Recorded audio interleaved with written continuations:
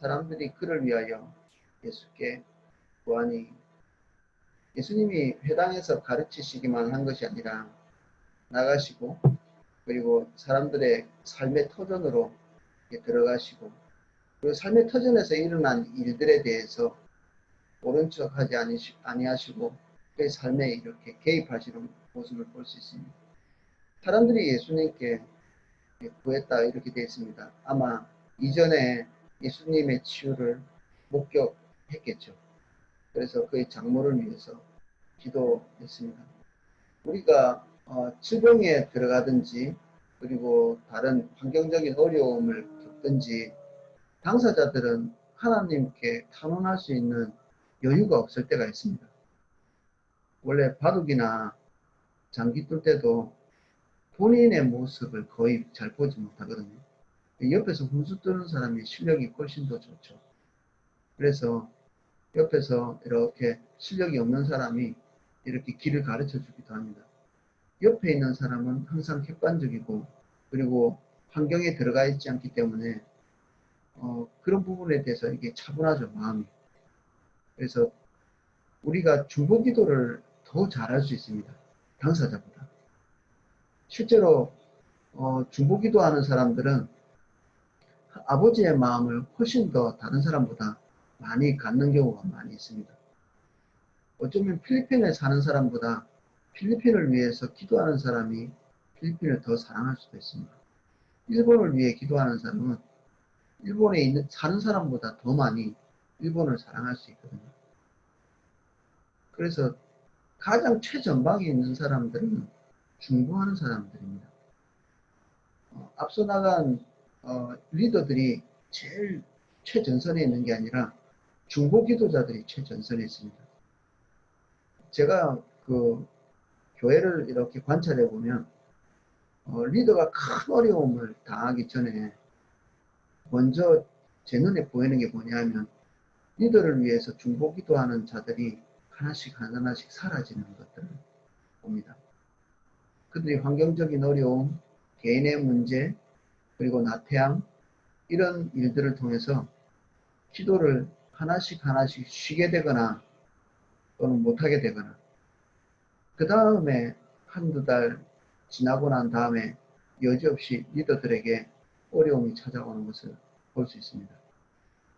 그래서 우리 중보 기도자들은 눈에 보이지 않지만 엄청나게 중요한 제일 최전선의 전쟁을 치르고 있는 거죠. 우리 흔히 옛날부터 배운 것들 있잖아요. 기도하는 사람은 포병이고 포병이 이 포를 쏘고 나면 그 다음에 포병들이 들어가서 이 적진을 점령하고 이런 표현들 많이 들어보셨죠. 근데 이게 너무 적절한 비유 같아요. 뒤에서 기도하고 중보하고 하는 이런 분들이 먼저 모든 것들을 다 승리한 이후에 거의 장군 소탕에 해당하는 것들만 실제로 가서 거두는 사람들이 거두는 거죠. 저는 누군가 이렇게 우리 성도님들이 불신 어떤 관계에 있는 사람, 불신자인데 우리 성도님과 관계가 있는 사람들을 만나러 갈 때 거의 대부분 예수님 영접해야 될 사람은 영접하고 어려움에 직면한 사람은 어려움에 풀리고 이렇게 하거든요. 근데 이런 것들이 제 능력에 속해 있지 않다는 것을 정확하게 알고 있습니다. 어떤 사람들이 문제가 거의 풀리냐면 그 가족과 관계에 있는 사람들이 오랫동안 기도해 오고 주님께 탄원하고 있을 때 어떤 우연히 기회가 돼서 저랑 이렇게 만나게 될 때 이 문제가 너무 수월하게 풀리고 근데 어떤 분들은 문제가 발생하자마자 저 자체를 신뢰하고 부르는 사람이 있어요. 그러면 가면 거의 많이 막힙니다. 기도한 사람의 가족과 기도하지 않은 사람의 가족은 똑같은 제가 가는데도 결과가 많이 차이가 납니다. 그래서 우리가 각자의 처소에서 기도할 때 이 기도가 허공에서 그냥 끝나버리는 것이 아닙니다. 하나님이 이 우리가 은밀한 곳에서 기도하는 것을 가볍게 취급하지도 않으십니다. 요한계시록에 보면 성도의 기도가 올라갈 때 그것이 어디에 담기냐면 금그릇에 이렇게 담긴다. 근데 나중에 역사에 큰 하나님의 어떤 심판 같은 게 임할 때 그 성도들의 기도가 담겨 있는 그 금그릇에 하나님의 그 진노도 이렇게 같이 담겨서 그것이 땅 위에 이렇게 쏟아지는 하나님의 행하심과 성도의 기도 이것이 합해질 때 세상은 어떤 방향으로 가게 되죠. 그래서 우리 기도하는 사람들이 역사의 주체입니다. 환경을 바꾸게 되고요. 이 지금 베드로의 장모가 예수님을 만나게 되고 예수님의 능력을 만나게 되는 것이 누구 때문이죠? 이름도 나와 있지 않지만 주변에서 예수님께 탄원한 자들 때문에 이렇게 된 거죠. 주변 사람들 때문에 예수님께서 움직인 것이 여기만 나오지 않습니다. 우리가 잘 알고 있는 중풍병자 걸린 사람도 주변 친구들의 탄원. 본인은 사실 몰라요. 본인은 심각한 어려움에 처해 있지만 어떻게 구해야 될지를 잘 모릅니다. 주변 사람들은 그나마 객관적인 시각으로 이분에게 주님이 필요해 라고 생각할 수 있죠. 그래서 기도할 수 있고요. 그래서 저와 여러분은 눈에 보이는 모든 관계 동심원 안에 있는 분들의 문제를 사사롭게 넘기지 말고 하나하나 기도하시는 분들 되시기를 축복합니다. 예수께서 가까이 있어서 열병을 꾸짖으신데 병이 나가고 여자가 곧 일어나 그들에게 수종되니라. 예수님께서 지금 분노를 표출하고 계시죠. 꾸짖으셨다 이렇게 되어 있습니다. 누구를? 병든 베드로의 장모를? 아닙니다. 병을 꾸짖으신 겁니다.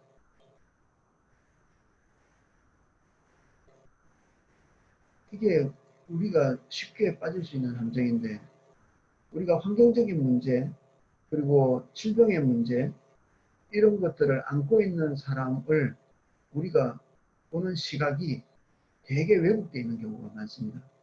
그가 무슨 잘못을 저질렀길래 이렇게 시작하는 거죠. 병은 원래 인류의 죄 때문에 시작한 게 맞습니다. 인간이 주님 떠나지 않았으면 이 병 자체가 지구상에 없겠죠. 하지만 예수님께서 보시는 관점은 우리가 정확하게 습득해야 될 관점입니다.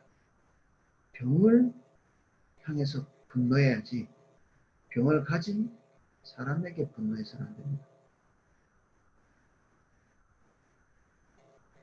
그래서 우리가 전도할 때 예수님을 전하면 그들에게는 억압은 자연스럽게 떠나고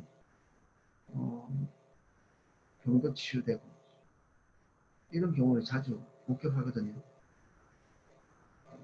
근데 우리가 복음의 능력이 없을 때 우리가 가지고 있는 복음이 진짜 복음이라면 그의 삶을 말하지 않아도 저절로 변화되게 합니다.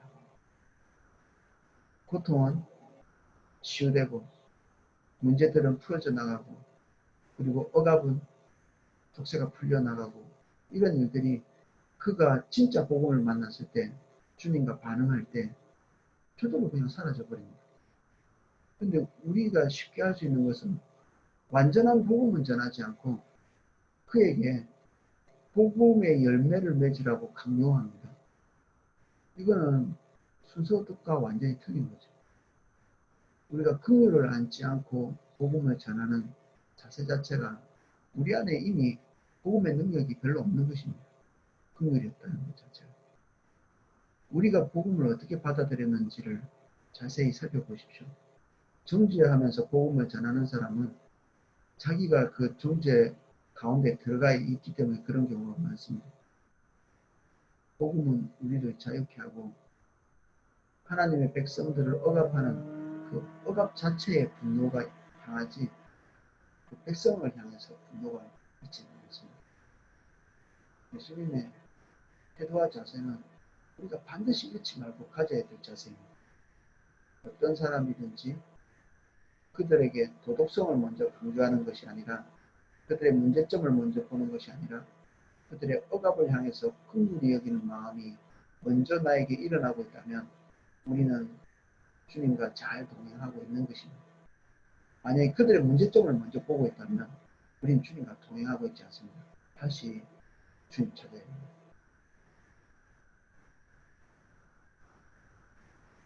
해질 무렵 사람들이 온갖 병자들을 데리고 나오매 예수께서 일일이 그 위에 손을 얹으사 고치시니, 치유 은사가 우리 모두에게 조금씩 있습니다. 우리가 잘 안 써서 그렇지. 100%다 성공적이지는 않습니다. 그런데 많은 경우에 기도할 때 하나님이 치유를 나타내십니다. 우리 이것들을 적극적으로 사용하고, 많이 사용한 사람이 치유를 많이 경험합니다. 저도 기도할 때 모든 사람이 다 낫지는 않는데 그래도 하나님으로부터 계속 동요받는 걸 느낍니다. 치유를 위해서 기도하거든요. 낫든지 안 낫든지 하나님이 하실 일이고, 이것이 내 능력에 나오지 않기 때문에 하나님이 우리에게 요청하시는 것은 구하는 것이거든요. 때때로 인종이 임박한 사람에게도 치유를 위해서 기도합니다. 제가 책을 한권 갖고 왔는데 이게 잘 안 보일 수도 있는데, 능력치유라는 책입니다. 능력치유라는 책이 좀 두껍죠. 이렇게. 이건 예전에 포도나무교회에서 많이 공부했던 책입니다. 이 책들이 혹시 집에 있다면 다시 한번 꺼내서 기억을 좀 환기하시면 좋을 것 같습니다. 이 저자도 치유를 위해서 기도했을 때 6개월간 단 한 명도 치유가 일어나지 않았거든요. 근데 하나님께서 진리를 기반으로 하나님의 능력을 기대어서 계속적으로 기도할 때 세계적인 치유의 그 사역을 감당하는 사람이 됐거든요. 근데 이 사람은 한 샘플이죠. 하나님 앞에서. 믿음이 별로 없는데도 치유가 되더라고요. 우리가 믿음이 없어서 기도 못합니다 이렇게 할지 모르겠는데, 저는 목회자기 때문에 치유가 될 것이 별로 믿어지지 않는데도 기도는 해야 되잖아요. 어떨 때는 믿음이 없이 그냥 기도하는데도 깜짝 놀랄 만한 치유가 일어날 때가 있습니다. 일단 우리가 믿음이 있건 없건 기도하십시오. 병자를 보거든 병의 치유를 위해서 기도하고, 그 사람의 어떤 억압이 보이거든 그것을 위해서 기도하십시오. 물론 있을 때 할 때는 상대방의 동의를 구하는 것이 중요하죠. 그런데 우리가 없을 때 중보하는 것은 얼마든지 할 수 있잖아요. 그리고 이 치유가 특별히 치유가 빈번하게 나타나는 분들이 있습니다. 그리고 우리가 기도를 많이 할수록 더 많이 빈번하게 이렇게 발견하게 되는데, 근데 이게 한 면에서는 고달픔이 따라옵니다. 하나님의 능력으로 하는 일이기는 한데 우리가 에너지를 모아서 주님께 초점 맞추고 이 사람을 향한 하나님의 마음에 초점을 맞추고 이것 자체가 에너지가 들거든요. 그래서 한 사람, 두 사람, 세 사람 자꾸 이렇게 섬기다 보면 그것도 지쳐요. 이게 능력을 가지고 있다고 다 할 수 있는 게 아닙니다. 능력보다 10배나 더, 100배나 더 중요한 것은 아버지의 마음입니다. 아버지의 마음이 없는 사람은 능력이 있어도 그 사람에게 좋은 영향을 미치지 못합니다. 하나님의 능력이 나타나면 지자랑하기 바쁘죠. 이거는 차라리 없는 게 나을 수도 있습니다.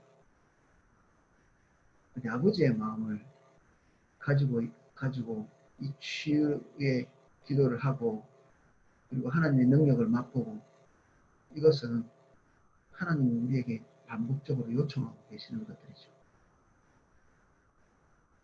예수님이 일일이 그 위에 손을 얹으사 고치셨다 되어 있습니다. 일일이 손을 얹으사 고치셨다. 한 사람 한 사람, 한 개인 개인에 대한 아버지의 마음을 먼저 구하고 손을 올립니다. 주님은 지구상에 있는 하나님의 백성들의 기도를 뭉뚱그려서 듣지 않으십니다. 우리가 여기에 지금 기도에 44명 지금 들어와 계신데 44명의 기도를 뭉뚱그려서 듣지 않으십니다. 한 개인 개인의 기도를 귀담아 들으십니다. 하나님이시니까 가능하시겠죠. 한 개인 개인을 각자 만나서 그 심중에 있는 것들을 들으십니다. 한 개인. 그래서 우리가 누군가를 섬길 때도 주님의 이런 모습들을 봐야 됩니다. 한 사람을 세상에 있는 유일하게 남아있는 사람처럼 보는 거예요. 그리고 기도하고 섬기고.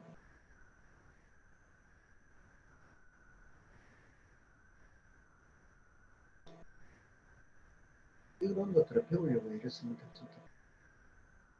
그래서 굉장히 먼 곳에 섬기러 갈 때 거기 한 사람만 있어도 갑니다. 10사람이 있으면 가고 100사람이 있으면 가고 한 사람이 있으면 안 가는 게 아니라 어떨 때는 주님이 많은 사람이 있는 것을 취소하고 한 사람이 있는데 섬기러 갈 때도 있습니다.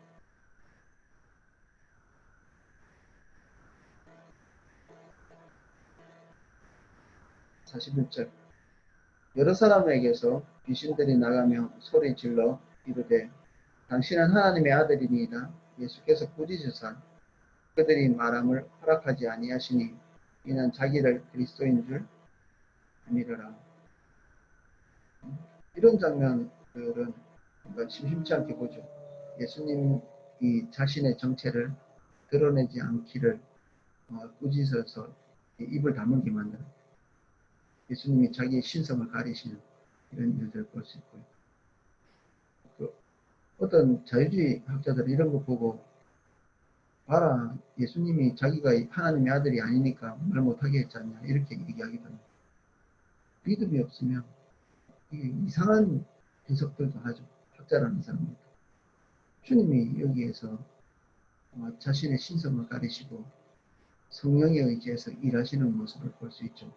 그러면 신성이 없는 우리도 성령에 의지해서 예수님과 똑같은 일을 할 수 있는 겁니다. 우리는 예수님이 아니지만 예수님께서 일하시는 방식대로 성령에 의지해서 예수님과 똑같은 일들을 할 수 있는 것입니다.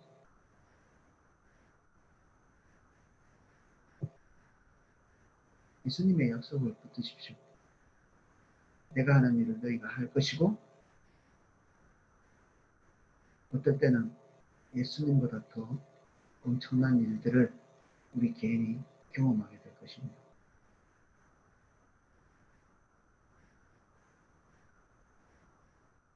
이거는 이것에 대한 해석이 아닐 수도 있지만 주변에서 우리를 높이는 경우가 있습니다. 능력이 나타날 때.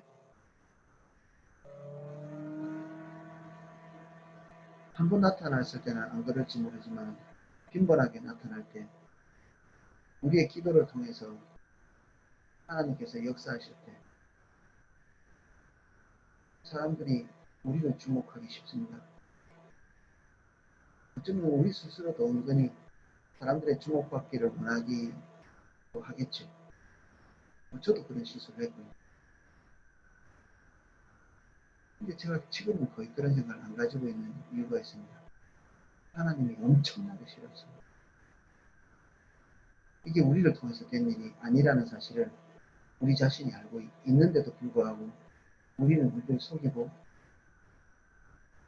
하나님께서 행하신 이 일에서 우리의 이름을 섞어놓죠. 사울이 했던 짓하고 똑같습니다.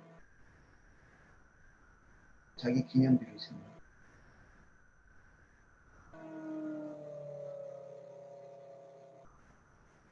저는 개인적으로 이런 일들을 되게 무서워하고 마음속에서 이런 유혹들을 사단이 넣을 때마다 깜짝 놀랄 때가 있습니다. 경계해야 되죠. 이것은 죽으러 가는 길하고 똑같습니다. 목에 칼을 대고 먹지 말아야 될 음식이 있습니다. 잠언에 보면 간사한 자가 차려주는 음식을 먹지 말라고 돼 있죠. 그 음식은 육체적인 음식이기도 하지만 하나님의 안목이 없고 성령의 일하심을 제대로 보지 못하는 사람들이 우리를 주목해서 보고 우리를 칭찬하기 시작할 때 그 뒤에는 사단이 있다는 사실을 알아야 됩니다. 우리를 칭찬하는 사람이 사단이라는 게 아니라 하나님의 관점을 보지 못하고 있는 사람들 뒤에 하나님의 관점이 있거든요. 그 입에 달콤한 말이 심겨져 있어도 우리가 그것을 귀담아 들어서는 안 되고 하나님께 영광을 돌리고 우리는 뒤로 물러나야 됩니다. 하나님과 함께 동행하면 동행할수록 우리의 삶 안에 어쩔 수 없이 광채가 나게 되어 있습니다. 좋은 평판, 좋은 이미지, 그리고 영적인 사람으로 보여질 수 있습니다. 실제로는 죄에 찌들어서 지옥에 들어갈 수밖에 없는 우리의 본질적인 모습임에도 불구하고 하나님께서 일하실 때는 그렇게 보이게 됩니다. 근데 그 광채가 우리의 눈을 멀게 해서 우리가 나락으로 빠지도록 만들죠. 그래서 하나님의 은혜를 구해서 성령을 의지해서 주의 일을 해야 함에도 불구하고 우리는 앞에 이러한 함정이 있다는 사실을 알고 두려워해요.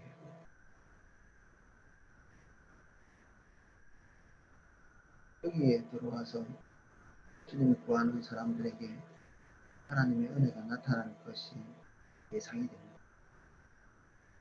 하나님의 은혜가 나타나는 것이 너무나 소중한 일이지만 반드시 동시에 우리가 주님 앞에서 미끄러질 만한 그런 자리라는 사실도 우리가 정확하게 냉정하게 바라봐야 되죠. 제일 좋은 길은 누더기를 걸치는 것입니다. 자기의 연약함을 자랑하고 겸손히 행하고 하나님께 영광을 돌리고 이게 자기를 보호하는 것입니다. 그리고 자기의 명예를 소중히 여기지 않는 이런 자세가 우리에게 필요하죠. 여러 차례 얘기했지만 이런 교만과 관련된 죄는 하나님이 즉각적으로 움직이십니다. 우리의 모든 죄에 대해서 하나님이 다 똑같이 취급하지 않으시거든요. 어떨 때는 정말 우리가 하나님께 혼나야 됨에도 불구하고 인내하시고 그리고 덮고 용납하시고 이렇게 지나가는 것이 많습니다. 그런데 딱 하나 이런 교만과 관련된 죄는 즉각적으로 움직이세요. 왜냐하면 이게 우리 인간에게 치명적인 거고 하나님과의 간격을 만들어낸 이게 핵심적인 요소이기 때문에 그렇습니다. 오늘 우리는 예수님께서 베드로의 시몬의 집에 들어가서 시몬의 장모의 병을 치유하는 예수님의 모습을 통해서 우리가 주님이 우리에게 보여주신 모범 하나하나를 살펴봤습니다. 저와 여러분이 예수님을 고스란히 빼다 박은 그리스도인 되기를 예수님 이름으로 축복합니다. 기도하겠습니다.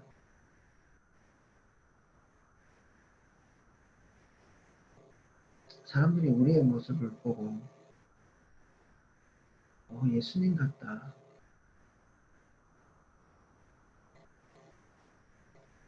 한 번도 성경을 읽어본 일은 없지만 주님 우리가 당신과 흡사한 모습을 가지기를 원합니다. 주님의 마음을 갖게 해주십시오. 한 사람 한 사람을 향해서 아버지의 마음을 가질 수 있도록 축복해 주시고, 주님이 우리에게 오늘 보이신 대로 성령을 의지하여서 하나님의 크신 능력을 이 땅에 흘려보내고, 긍휼을 흘려보내고, 치유를 흘려보내고, 자유를 흘려보내는 저희들이 될 수 있도록 축복해 주십시오. 오늘 육체적으로, 정신적으로, 환경적으로 어려움에 처해 있는 모든 사람을 위해 기도하게 하시고,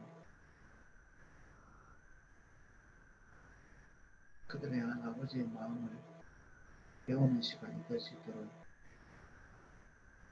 이 시간 각 처소를 찾아와 주십시오. 각 처소에 있는 한 분 한 분을 예수님의 이름으로 축복합니다. 하늘 문을 열어주세요. 성령을 더 기름 부어 주십시오. 주님의 가장 깊이 있는, 깊숙이 있는 그 마음을 우리에게 부으사 주님의 관심사를 기도할 수 있게 은혜를 주옵소서. 우리 관계 동심원 안에 있는 모든 분들을 예수님의 이름으로 축복합니다. 손을 올려 기도할 수 있게 해주세요. 담대히 행할 수 있게 도와주십시오.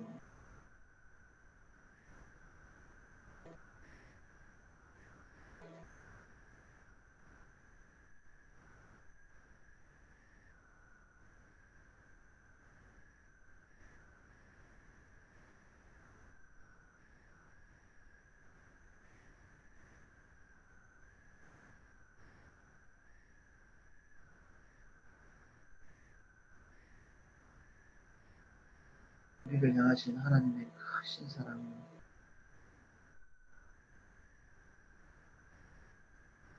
한 분 한 분에게 더 계시하여 주십시오. 그 큰 사랑에 압도된 삶을 오늘 하루 종일 살 수 있도록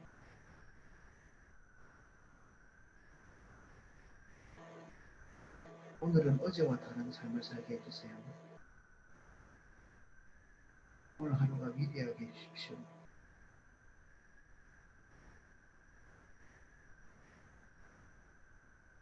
영상에 있는 모든 자들에게 완전한 치유를 베풀어 주세요. 이 시간에 병상에 있는 모든 자들 주님 찾아가 주셔서 만지시고 그 환부에 손을 대서 치유하시옵소서. 치유의 기름 부어주십시오. 하늘로부터 내려오는 하나님의 긍휼을, 자비의 떡을 당신의 자녀들에게 먹이시옵소서. 삼사교구 모든 성도님들 축복합니다. 하나님의 큰 능력을 힘입게 해주십시오. 나가서 기도하게 하시고 치유를 경험하게 하시고 가난한 자에게 복음을 전하게 하시고 모든 억압을 푸는 자가 되게 해주십시오. 우리가 속한 모든 단체, 그룹들을 예수님의 이름으로 축복합니다.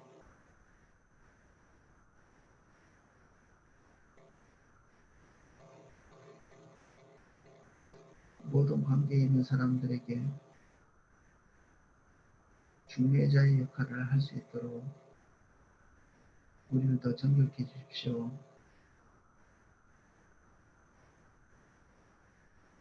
이제는 주 예수 그리스도의 은혜와 성부 하나님의 사랑과 성령님의 감화감동 은혜 주시는 하나님의 은혜가 여기서 아버지의 마음을 갖기를 원하고 주님께서 행하신 대로 성령에 의지하여 살기를 원하고 그 능력을 기대하는 이 3,4교회 그리고 오늘 기도에 참여한 모든 분들 한 분 한 분 우리 지금으로부터 영원히 기름 부어지기를 축원하옵나이다. 아멘. 제가 기도하실 수 있도록 음악 들어드리겠습니다.